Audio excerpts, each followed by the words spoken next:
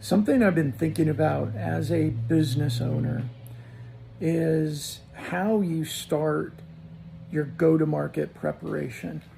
And in 2001, when I launched By Design, my marketing company, I picked my head up and said, what do we do to generate revenue? And I looked at what was working at the time, and we created a call center. And we had call scripts, and we had direct mail, and we went to trade shows, and it worked really well in growing that to a $12 million company in 5 years.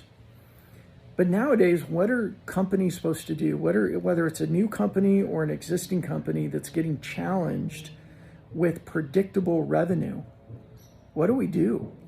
The book Predictable Revenue came out, I believe, in 2010, and it created this entire phase of SDRs and BDRs and being able to create predictable forecast models.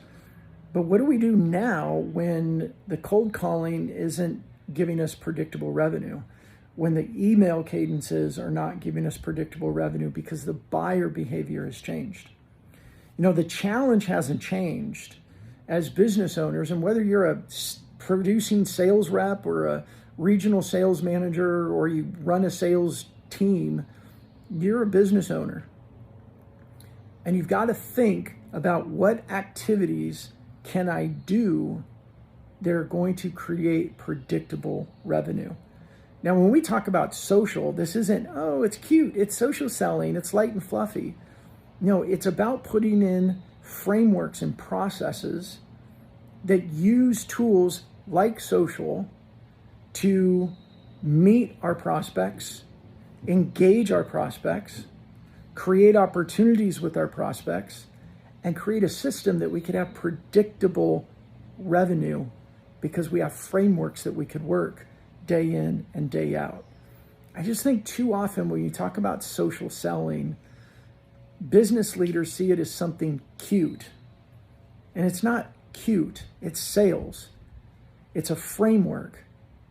And the reason that I have engaged it so much is because I could close my eyes today and go create a call center, hire people, create call scripts, get the phone systems, do all of that. But the reason I don't do it is because it's not going to work. It's a waste of time. It's a waste of money.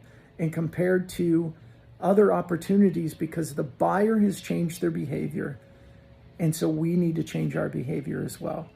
So here's my message for the day. When you think about social selling, if you think it's something light and cute and fluffy, you're totally thinking about it wrong. It is a framework that, when implemented well, creates predictable revenue. You can actually forecast what your closes are going to be.